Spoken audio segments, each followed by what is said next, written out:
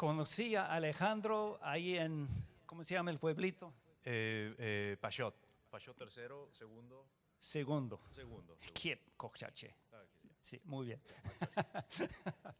Nos conocimos ahí en la inauguración de la nuevo edificio en la comunidad de Pashot, Chichicastenango.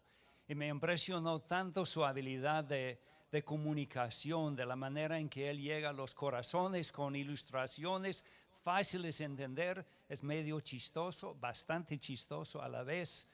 No para mi esposa. En ocasiones no para mi esposa. Ok, sí, entiendo.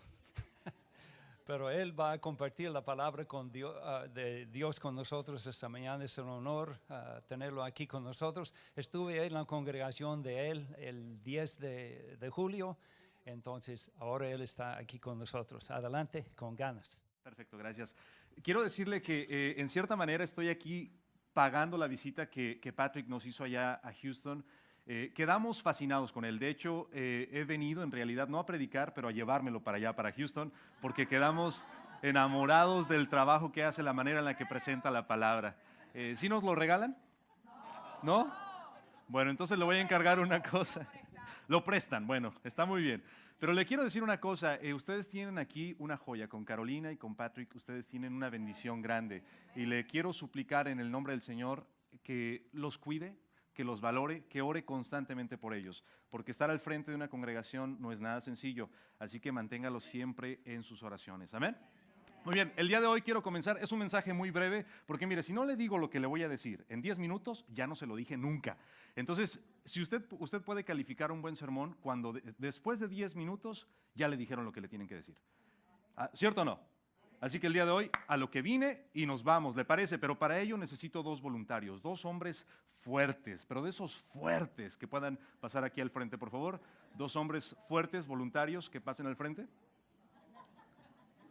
Bueno, ya lo que caiga está bien, hombre, no tienen que ser fuertes. Por favor. Muy bien. Tenemos uno, aplauso fuerte, por favor.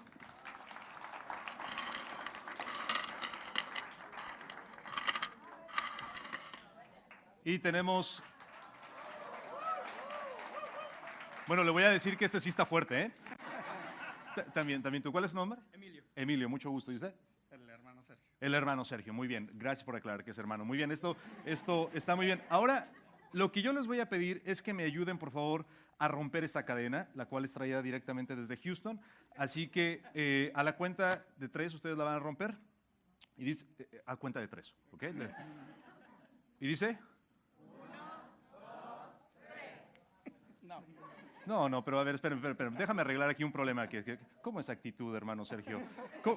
¿Cómo ni siquiera nada más le empujó y dice, no, eso no es posible. Otro intento, por favor. ¿Listo? Ayúdenme a contar, por favor, y dice... 1, 2, 3. Nada, muy bien.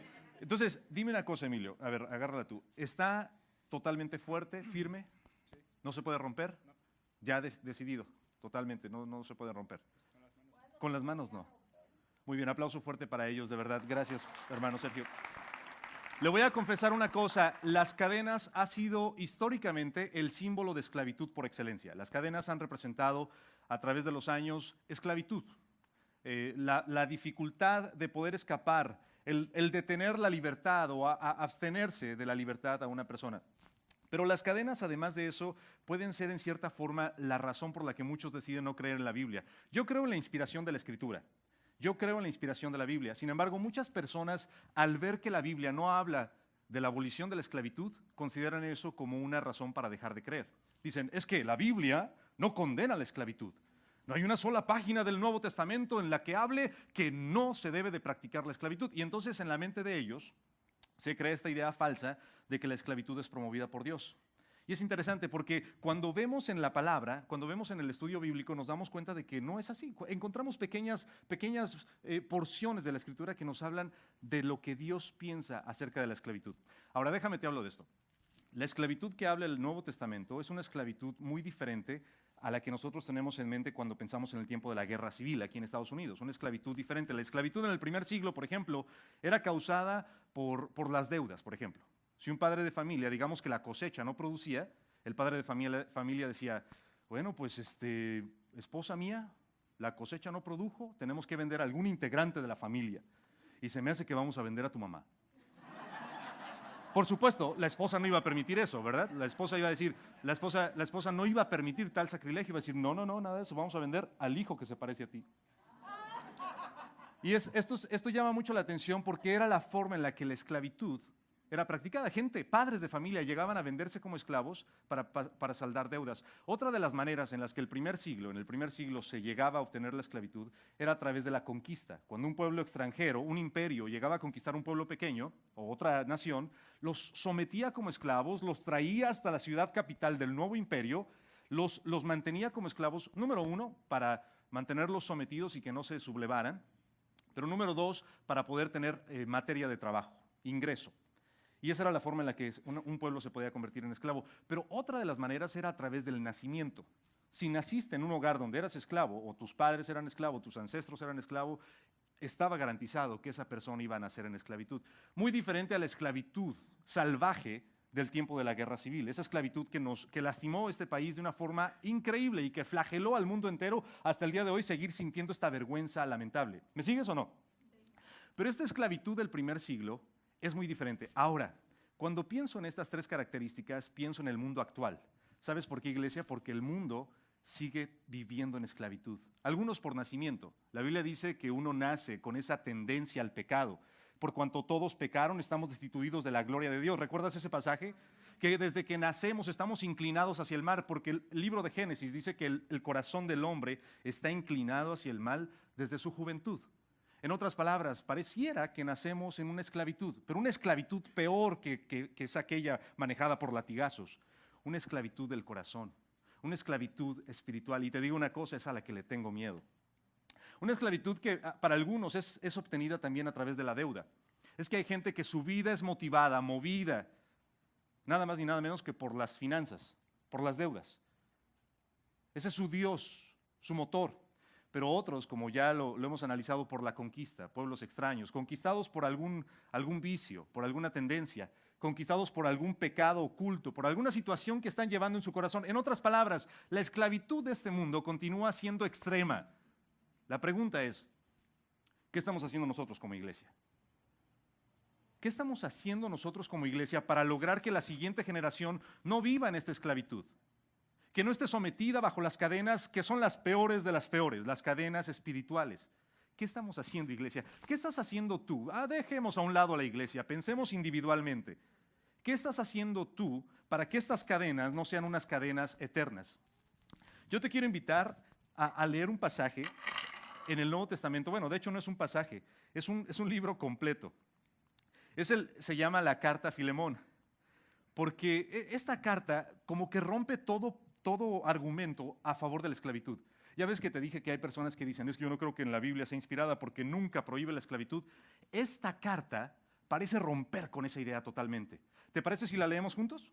Muy bien, fue escrita por un hombre llamado Pablo en el primer siglo para un hombre llamado Filemón. Pareciera que era un amigo muy personal. Y tú sabes que cuando uno escribe a un amigo muy cercano, muy personal, uno escribe como de una manera más cercana, ¿no? ¿Nunca has leído la carta de un novio a su novia? ¿Nunca? Son muy interesantes, especialmente cuando se enojan. Cuando se enojan. Y la novia, ya hoy en día no se escriben cartas, pero se escriben textos. Fíjate, la diferencia entre un joven, por ejemplo, cuando están contentos, se escribe nada más para decir gracias, THX, thanks, nada más. Pero cuando están enojados, se escriben la palabra completa, gracias. Y le agregan 3 S para decir estoy enojado, gracias. Bueno, esta es la carta, el apóstol Pablo escribiendo a su amigo Filemón. Lo voy a leer de la versión Nueva Traducción Viviente, la cual mi iPad acaba de actualizar y no la encuentro, pero está bien, voy a poner Nueva Versión Internacional. Dice, Pablo, prisionero de Cristo Jesús, y el hermano Timoteo, a ti, querido Filemón, compañero de trabajo, a la hermana Apia, probablemente la esposa de Filemón, a Arquipo, nuestro compañero de lucha, y a la iglesia que se reúne en tu casa. Que Dios nuestro Padre y el Señor Jesucristo te concedan gracia y paz. Y entonces va al punto. Dice, siempre doy gracias a mi Dios al recordarte en mis oraciones, porque tengo noticias de tu amor y tu fidelidad hacia el Señor y hacia todos los creyentes. pido a Dios que el compañerismo que brota de tu fe sea eficaz para la causa de Cristo, mediante el reconocimiento de todo lo bueno que compartimos. Hermano, tu amor me ha alegrado y animado mucho porque has reconfortado el corazón de los santos. Gloria a Dios por todos aquellos Filemones, que estoy seguro que aquí hay muchos.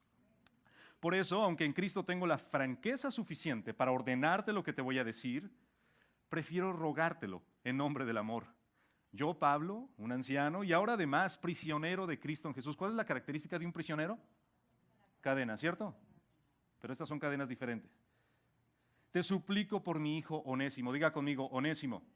La palabra Onésimo en griego significa útil, útil.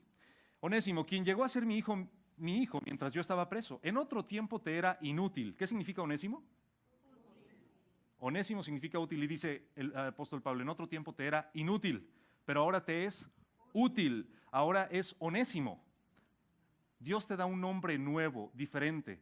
Antes en el mundo no teníamos valor. El mundo designaba nuestro valor y nuestro estrato de acuerdo a tus posesiones económicas, de acuerdo al apellido. Pero en Cristo nos da un nuevo nombre, el cual es obtenido por Cristo Jesús. Y este Onésimo dice, sin embargo, a pesar de que lo hubiera querido mantener, no he querido hacer nada sin tu consentimiento para que tu favor no sea por obligación, sino espontáneo. Tal vez por eso Onésimo se alejó de ti por algún tiempo, para que ahora lo recibas para siempre. Diga conmigo, para siempre. Ya no como un esclavo, sino como algo mejor, como a un hermano querido. Muy especial para mí, pero mucho más para ti, y como hermano del Señor. De modo que, si me tienes por compañero, recíbelo como a mí mismo. Si te ha perjudicado en algo, cárgalo a mi cuenta. Yo, Pablo, lo escribo de mi puño y letra, te lo pagaré, por no decirte que tú mismo me debes lo que eres. A eso se le llama rostizada apostólica. De verdad. Yo me imagino que si lo leyeron eso en público, todo el mundo se quedó. Yo te lo pagaré. Sí, hermano. Y todavía le enfatiza. Sí, hermano, que reciba yo de a ti algún beneficio en el Señor. En otras palabras mexicanas sería, déjame cortar una flor de tu jardín. Sería esa expresión. Sí, hermano, que reciba yo de a ti algún beneficio del Señor. Reconforta mi corazón en Cristo. Te escribo confiado en tu obediencia, seguro de que harás aún más de lo que te pido. Y finaliza diciendo, además de eso, prepara mi alojamiento porque espero que Dios les conceda tenerme otra vez con ustedes en respuesta a sus oraciones. Te mandan saludo Epafras, mi compañero de cárcel en Cristo. Te manda saludos Marcos, Aristarco, Demas, Lucas y mis compañeros de trabajo. Que la gracia del Señor esté siempre con tu espíritu. Qué hermosa carta, ¿no es cierto? Cuando uno lee estos pasajes, no le queda a uno otra cosa sino quedarse maravillado de cómo fueron preservados estos textos para quedarnos hasta el día de hoy. Muy bien, al punto. ¿Qué encuentro de lección en esta carta? Encuentro diferentes aspectos. ¿Cuál es la ocasión o cuál es el propósito de esta carta? Encuentro yo tres cosas muy simples. Número uno, veo que el apóstol Pablo le quiere informar a Filemón que Onésimo está a salvo y que fue salvo. Está a salvo y que fue salvo. Porque un esclavo que escapaba de su dueño en la antigüedad, cualquiera tenía el derecho de matarlo por ser desobediente. Entonces Pablo se preocupa y le dice, le quiero dejar saber a Filemón que Onésimo está a salvo. Pero además de eso, y más importante, no solo que ha sido liberado físicamente, sino que ha sido liberado espiritualmente. Y esto es lo más importante. Segunda lección que encuentro es que le está pidiendo perdón a nombre del esclavo. Le está diciendo, es cierto, se escapó. Es cierto, se fue y probablemente hasta le robó dinero. Pero sabes, estoy poniendo mis manos al fuego por él. Es lo que está haciendo Pablo. Y ponle atención a esa razón, es probablemente la más importante de este pasaje, de este mensaje. Y tercero, le está pidiendo un lugar donde alojarse el apóstol Pablo. Ahora, me llama mucho la atención que Pablo, teniendo toda la influencia que tenía, no hizo un llamado a la emancipación. La emancipación es decir, vamos a abolir la esclavitud en el Imperio Romano. Digo, Pablo ya para este entonces había subido al tercer cielo. Ya sea en espíritu o en persona, ya había estado en el tercer cielo. Para este entonces el apóstol Pablo ya había escrito una gran cantidad de textos del Nuevo Testamento. Estamos hablando de uno de los escritores más prolíficos del Nuevo Testamento. 13 cartas.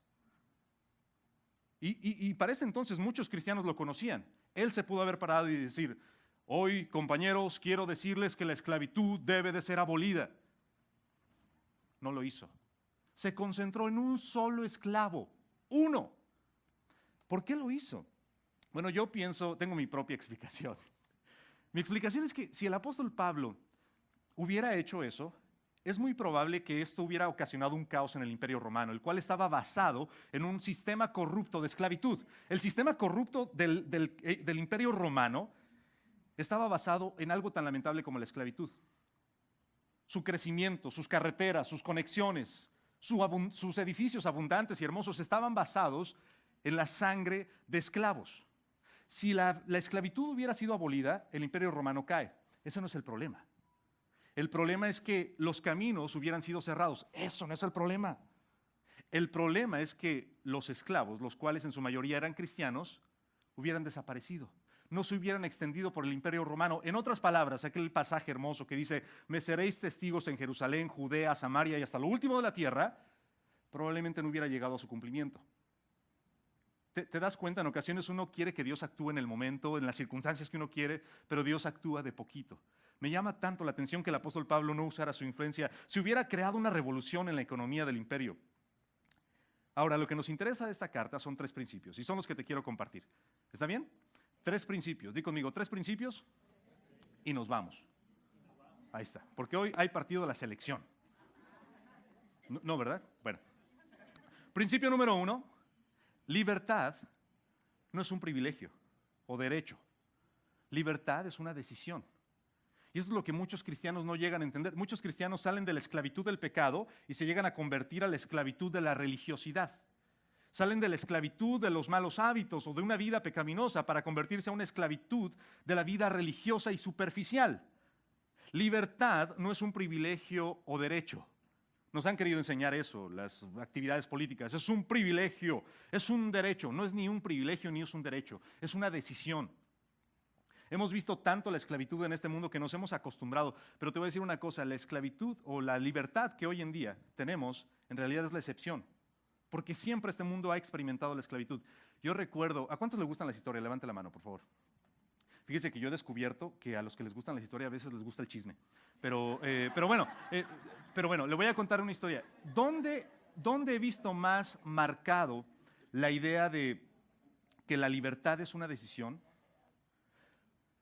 Lo vi en Honduras. He estado en múltiples iglesias. Aquí en Estados Unidos, he estado en iglesias en Latinoamérica, en muchas partes. Dios me ha dado ese privilegio, pero en ninguna iglesia he experimentado tanta libertad como la iglesia que se reúne en la Penitenciaría Nacional, dentro de la Penitenciaría Nacional en Tegucigalpa, Honduras. Es que es increíble la manera en la que adoran, esa libertad que usted ve en los reos, hermanos suyos y míos, en Cristo. Es una libertad increíble que jamás he visto en ningún otro lado. He estado en iglesias con sillas maravillosas, con instalaciones magníficas, pero no disfrutando de la libertad que se obtiene solamente en Cristo. Una libertad que no se puede comprar con dinero, una libertad que no se puede comprar con cantos, con absolutamente nada, sino solamente con la gracia recibida de parte de Cristo. Bueno, es que el hecho de ir a esa penitenciaría nacional es toda una experiencia desde que uno llega, porque uno cuando llega lo revisan todo. Y cuando digo todo, es todo. Todavía me acuerdo y tengo pesadillas, de verdad. Lo revisan a uno todo y uno ya entra y pasa por la parte. Primero uno pasa por la sección donde están los mareros. Usted ha escuchado los mareros, los que se tatúan 666. Sí ha visto uno que los ve en la televisión, pero dice no los quiero ver en persona. Ahí pasa uno y lo respetan a usted como predicador muchísimo. Los pandilleros en ocasiones tienen más respeto por los predicadores que muchos miembros de la iglesia, pero bueno, esa es otra historia. El asunto es, usted ve y le intimida, pasa por esa sección y llega al cuartito. Es un cuarto extremadamente pequeño donde la iglesia se reúne. Pero esos hermanos cantan con una alegría, cantan con un gozo, que no hay necesidad de preguntarles, ¿cuántos están contentos? Nada, ya usted, es más, ellos le preguntan, ¿usted está contento para dirigirnos? Es increíble, es increíble. ¿Sabes por qué, iglesia? Porque el principio número 1 me dice, libertad no es un privilegio, es una decisión. Libertad no es un derecho, no te engañes, es una decisión. Tú tendrás derecho, pero probablemente no estás utilizando ese derecho y esa capacidad que Dios te ha dado, porque Cristo lo ganó. Libertad, pues, no es un derecho ni un privilegio, es una decisión. Por eso un filósofo de apellido Voltaire dijo, es extremadamente difícil liberar a los tontos, porque en ocasiones adoran a sus propias cadenas. El tonto adora sus propias cadenas. Busca tu libertad, iglesia del Señor. Busca tu libertad, porque la libertad es una decisión. Hay cosas que te están sometiendo, hay situaciones espirituales que te están dominando. Yo te invito en el nombre del Señor, decide. No nada más tengas el derecho, decide ser libre, porque la libertad es una decisión. Principio número 2, libertad es hacer lo que debes hacer. Di conmigo, libertad es hacer lo que debes hacer. No, pero si lo va a decir disparejo, pues bueno, está bien. Libertad es hacer lo que debes hacer. Libertad no es hacer lo que se te da la gana. Como muchos adolescentes, obviamente ninguno de los que están aquí, pero muchos adolescentes llegan a pensar que libertad es hacer lo que se les da la gana. Es que déjame ser, mamá. Tú estás anticuada, jefa. No sabes nada. Déjame hacer lo que yo quiera porque déjame tener mi libertad. Mira, ¿cómo se escucha, jefa? Libertad. O sea, dadme mi libertad, jefa. Libertad no es hacer lo que se te da la gana. Libertad es hacer lo que debes hacer. La primera frase que yo aprendí en inglés fue en una película, porque así es como yo aprendí a hablar inglés, leyendo y viendo películas con subtítulos. En México, la primera película que salió con subtítulos, antes las películas la doblaban al español. Estaban en inglés y entonces estaba hablando el personaje y hablaban en español. ¿Sí me explico? O sea, en inglés estaban diciendo the street y en español la calle y seguía hablando, porque la estaban doblando al español. Pero la primera película, yo recuerdo que salió en inglés con subtítulos en español, fue El Rey León. Y yo la vi. Y ahí fue donde aprendí mi primera frase en inglés. Lo cual es interesante porque El Rey León es acerca de 2 leones que viven en África. ¿Y por qué hablan inglés? ¿Por qué? Pero bueno, el asunto es que viendo la película, hay una escena donde el papá, que se llamaba Mufasa, se aparece a Simba, ¿no es cierto? Se le aparece a Simba. ¿Cuál es el principio número 2? Libertad es hacer lo que debes hacer. Bueno, en esta escena se le aparece Mufasa a Simba y en esta escena Simba está confundido, ha pasado mucho tiempo con Timón y Pumba y su vida ha sido Hakuna Matata y toda esa cuestión. Mufasa se le aparece y le dice, Simba, en inglés, remember who you are. Y en ese instante, Simba comprende quién es, que es el hijo de un rey. Le dije que se le apareció Mufasa. Y entonces le dice, remember who you are. Simba se acuerda quién es ahora, y ahora porque sabe, tiene su identidad de quién es, empieza a actuar de una forma diferente. ¿Te das cuenta? Cuando entiendes quién eres, tu conducta se refleja. Cuando él estaba confundido sobre quién era, se dejaba llevar por cualquier influencia. Entonces andaba viviendo la vida de Hakuna Matata. Me recuerda a tantos cristianos que andan confundidos con la vida, que no comprenden que la libertad que han recibido en Cristo no es para hacer lo que se les da la gana, sino para hacer lo que debes hacer. Esa es la auténtica libertad. La auténtica libertad es cuando comprendes quién eres, cuando entiendes tu identidad, y eso te lleva a hacer lo que debes hacer. En el caso de Pablo, él sabía quién era. ¿Sabes? Porque en el caso de Pablo, él se pudo haber quedado con Onésimo y no decir absolutamente nada. De hecho, Onésimo le estaba dando buen servicio. Él no tenía que regresar a Onésimo. Pero cuando sabes quién eres, eso te lleva a hacer las cosas correctas. Cuando estás confundido en tu identidad espiritual, no sabes ni a dónde dirigirte. Tu vida es una simple y patética representación del Hakuna Matata. No hay nada más, porque no tienes identidad. Por lo tanto, recuerda quién eres, iglesia. Y ya que recordaste quién eres, que eres hijo o hija de un rey, que eres alguien lavado, de acuerdo al apóstol Pedro, una nación santa, un pueblo adquirido por Dios, un real sacerdocio, ya que lo recordaste, eso te va a llevar a hacer lo que debes hacer. Porque libertad no es hacer lo que quieras. Libertad no es hacer lo que se te da la gana. Libertad es hacer lo que debes hacer. Principio número 3. La libertad de otros es mi propia libertad. Dilo conmigo. La libertad de otros es mi propia libertad. Cuando tú liberas a alguien más, cuando tú buscas la liberación de alguien más, estás promoviendo tu propia liberación. Déjame te menciono, por ejemplo, el perdón. Algunos piensan que es que me es tan difícil perdonar. Usted no sabe, hermano. Usted no sabe. ¿Cómo le voy a perdonar lo que me hizo? Usted ve muchas novelas, hermana. Muchas novelas. Dígame, ¿cómo le voy a perdonar? Bueno, es que el perdón en ocasiones nos han enseñado que es voy a darle el perdón. En realidad no funciona así. De acuerdo a la Escritura, los ejemplos bíblicos que encontramos acerca del perdón, el perdón es para tu propio beneficio. El perdón es para tu propio bien. Cuando tú perdonas, no significa que estás olvidando. Significa que me acuerdo de lo que me hiciste, pero he decidido no efectuar ninguna venganza. Ese es el auténtico perdón. Me acuerdo de lo que me hiciste. No somos Dios para sepultar las ofensas de las personas en lo profundo del mar, o para apartar las ofensas de las personas de acuerdo al Salmo 103, así como está lejos el oriente del occidente. Tú no tienes la capacidad de hacer eso. Te acuerdas de todo lo malo que te hacen. Te acuerdas más de lo malo que de lo bueno que te hacen, pero bueno, esa es otra historia. Pero siempre nos acordamos de lo malo. Dios no te está pidiendo que no te acuerdes. Dios te está pidiendo que te acuerdes y que decidas no efectuar la venganza, amar al enemigo. Sin embargo, es un ejemplo solamente, porque la libertad de otros es mi propia libertad. La libertad no es el fin, es el medio. Buscar el bienestar de la otra persona es el final. Libertad de otros es el fin de mi propia libertad. ¿A cuántos les gustan las historias? Déjeme revisar otra vez. A nadie, ya pues. Hemos arreglado el problema del chisme aquí en este lugar. Mire, en una ocasión, un predicador, y con esto voy a concluir, un predicador llegó como misionero a cierta ciudad allá en México que se llamaba San José de los Burros. Y ahí en la ciudad de San José de los Burros, él vio el problema en la iglesia, que la iglesia no se estaba interesando los unos por los otros. Cada quien velaba por su propio. Sí, cada quien. Y esto es lamentable. Esto como predicador le afecta a uno de una forma increíble, porque uno quisiera que hubiera comunión, comunidad, etc.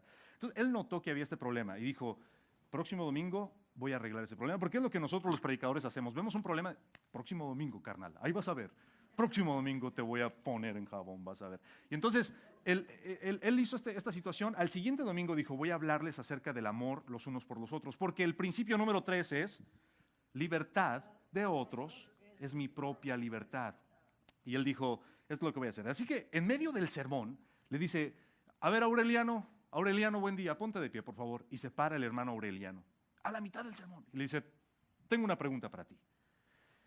Supongamos que tienes 2 millones de pesos y tu amigo Arcadio, el hermano Arcadio, no tiene nada. ¿Tú qué haces, Aureliano? Dice, está fácil. Si yo tengo 2 millones de pesos y mi hermano Arcadio no tiene nada, pues le doy 1 millón. Dice el predicador, wow, muy bien, muy bien, muy bien. Tengo otra pregunta. La congregación hasta le dio un aplauso por ser tanta generosidad. Dice, bueno, Aureliano, tengo otra pregunta. Tienes 2 casas y Arcadio, tu hermano Arcadio, no tiene dónde vivir. ¿Tú qué haces? No, hombre, eso está fácil. Si yo tengo 2 casas y él no tiene ninguna, pues le doy una. Dice, wow, no, muy bien, buena, qué persona tan generosa. Dice, pero te tengo otra pregunta, vamos a ver, esta es la última, te lo prometo. Supongamos que tú tienes 2 gallinas, Aureliano, tú tienes 2 gallinas y Arcadio no tiene nada que comer. ¿Tú qué haces? Uy, a ver, 2 gallinas y él no tiene nada que... Yo tengo 2 gallinas, pues él no tiene nada que... No, eso sí está difícil. Le dice, pero ¿cómo va a estar difícil si me acabas de responder que si tienes 2 millones de pesos le das 1 millón de pesos y que si tuvieras 2 casas le dabas una casa? ¿Cómo va a ser posible que sea difícil? Dice, bueno, es que 2 millones no tengo. 2 casas tampoco. Pero 2 gallinas sí tengo y no quiero darle ninguna. Y bueno, te das cuenta, esta tendencia pareciera que es la tendencia que el mundo nos está enseñando. Yo quisiera que este fuera un mundo mejor si yo fuera así, si yo fuera rico, si yo tuviera esta posición. Si yo fuera presidente haría esto, si yo fuera diputado sería esto, si yo fuera aquí, si yo fuera allá haría esto y esto otro. Viviendo en ilusiones de millones y de casas. Pero no quieres hacer nada con las gallinas que ya tienes, con la posesión que ya tienes. Tercer principio y último es, libertad de otros es mi propia libertad. Cuando me preocupo para que otros tengan y obtengan esa libertad que yo ya he recibido, las cadenas se rompen. Asegúrate, iglesia, te quiero poner un reto. El reto es, asegúrate de que por lo menos una vez a la semana una persona conoce del Evangelio de Cristo. Que ese sea tu reto. ¿Sabes por qué? Porque en el caso de Filemón Filemón es el ejemplo perfecto de cómo Jesús cambia la sociedad, pero no de una sola vez, no de un tajo, sino de uno por uno, de eslabón por eslabón, persona por persona. Cristo cambia la sociedad porque para Jesús una sola vida es importante, una vida vale. Pablo no estaba promoviendo una revolución, tampoco una abolición de la esclavitud. Él estaba haciendo la diferencia por una sola vida, porque sabes, para Jesús una vida es importante, una vida vale.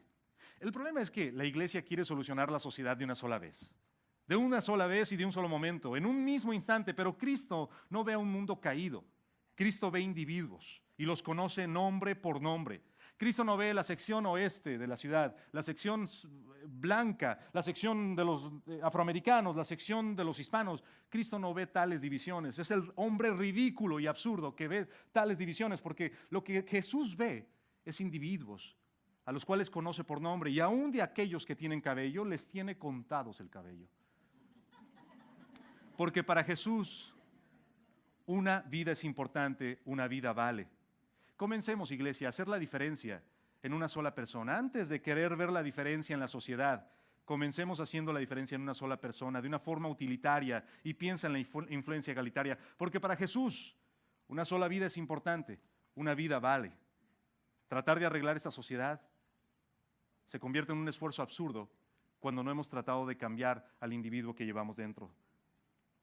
El día de hoy te invito a que recuerdes esta verdad. A Dios no le interesa nuestra ley, a Dios no le interesa nuestra actividad política, y que estemos pensando, ahora que vote y que gane la persona que yo voy a votar, esta sociedad va a cambiar. Te digo una cosa, esa misma esperanza estaba antes y antes y antes. Pero una vez que cambiemos a la persona interior, estas cosas van a ser transformadas. ¿Sabes por qué? Porque para Jesús una vida es importante, una vida vale.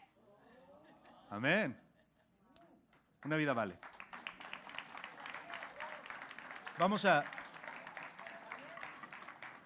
Te invito a que el día de hoy recuerdes una cosa. La libertad no es un privilegio, tampoco es un... La libertad no es un privilegio, no es un derecho, es una decisión. Decidamos ser libres. Amén.